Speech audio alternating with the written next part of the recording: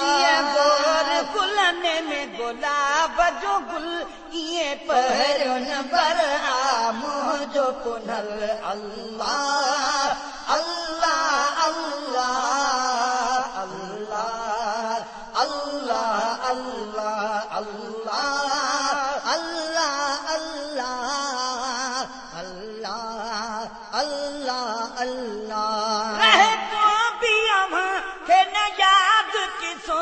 अचो यार मुंहिंजो मुंहिंजी अखि सां ॾिसो रहे तो भी अव्हां खे न यादि किसो अचो यार मुंहिंजो मुंहिंजी अखि सां ॾिसो रहे तो भी अव्हां खे न यादि किसो अचो यार मुंहिंजो मुंहिंजी अखि सां ॾिसो ॾिसो ॿार जो जे हिकु नंढड़ो हिसो ॾिसो ॿार जो जे हिकु नंढड़ो हिसो किरी कदमनि ते अव्हां पवंदो कुल अल्लाह अल्लाह अल्लाह अल्लाह अल्लाह अल्लाह अल्लाह अल्लाह अल्लाह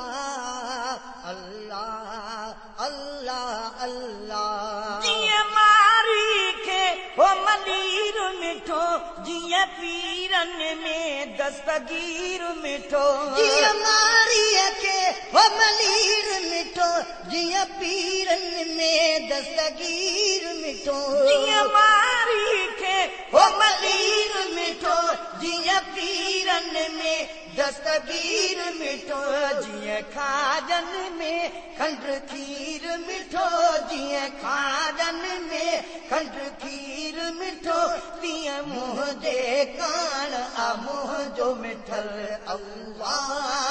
अल्लाह अल्लाह अल्लाह अल्लाह अल्लाह अल्लाह अल्लाह अल्लाह अल्लाह अल्लाह जीअं बाग में बुलबुल रादिया जीअं खुश मस्जिद में निमादिया जीअं बाग में बुलबुल रादिया जीअं खुश मस्जिद में निमादिया जीअं बाग में बुलबुल रादिया जीअं खुश मस्जिद में निमादिया जीअं पाणीअ में मच्छी दादिया जीअं पाणीअ में मच्छी दादिया तीअं राणल सां मुंहिंजो रूह रलियल अल्लाह अल्लाह अल्लाह अल्लाह अल्लाह अल्लाह अल्लाह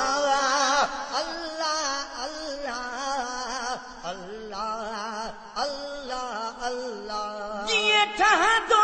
आ चंड तारनि सां जीअं ख़ादिम ख़ुशि ख़ुदा वारनि सां जीअं ठहंदो आ चंड तारनि सां जीअं ख़ादिम ख़ुशि ख़ुदा वारनि सां जीअं ठहंदो आ चंड तारनि सां जीअं ख़ादिम ख़ुशि ख़ुदा वारनि सां जीअं थर बर से ख़दकारनि सां जीअं थर बर से ख़दकारनि सां तीअं राणल सां मुंहिंजो रूह रलियल अल्लाह अल्लाह अल्लाह अल्लाह अल्लाह अल्लाह अल्लाह अल्लाह अल्लाह अल्लाह अल्लाह अल्लाह जीअं गोर गुलनि में गुलाब जो गुल ईअं पहिरियों नंबर आ मुंहिंजो पुनल अल्लाह अल्लाह अल्लाह अल्लाह अल्लाह अल्लाह अल्लाह अल्लाह अल्लाह अल्लाह अल्लाह अल्लाह महबूबनि जा गुलाम तबिया बि घणा मां गुलाम नबी कहिड़ी हाम हणा महबूबनि जा गुलाम तबिया बि घणा मां गुलाम नबी कहिड़ी हाम हणा महबूबनि जा गुलाम तबिया बि घणा मां मां गुलाम नबी कहिड़ी आम घणा मूंखे कहिड़ी ख़बर मां बणा न बणा मूंखे कहिड़ी ख़बर मां बणा न बणा छो जो